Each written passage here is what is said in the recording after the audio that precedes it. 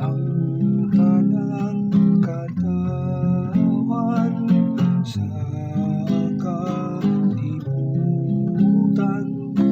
nakakita sa kadaugan sa ating Diyos. Ang kanang katawan sa kalibutan, nakakita sa kadaugan sa ating Diyos. Awitig bagong awit ang Ginoo,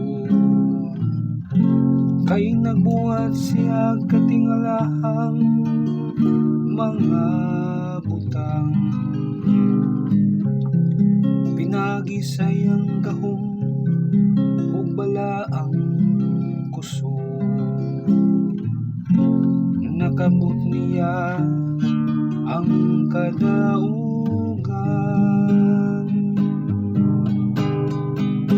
Ang tanang katawan sa kalibutan, nakakita sa kadaugan sa ating Diyos. Ipahayag sa Ginoo ang iyang pagdaog, ipaila niya sa kanasuran ang iyang makaluwas nga gahom. Gituman niya ang iyang mga saad sa katawhan sa Israel, uban sa walay paglubad nga gugma ug magkamaunon. Ang kanang katawan sa kalibutan,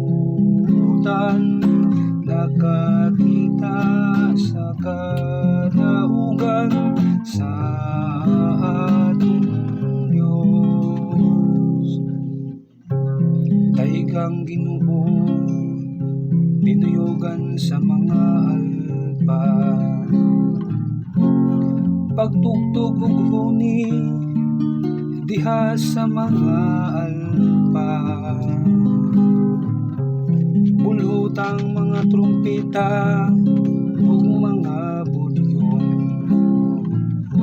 ug singgit sa kalipay, atubangan sa Ginoo ang atong Hari.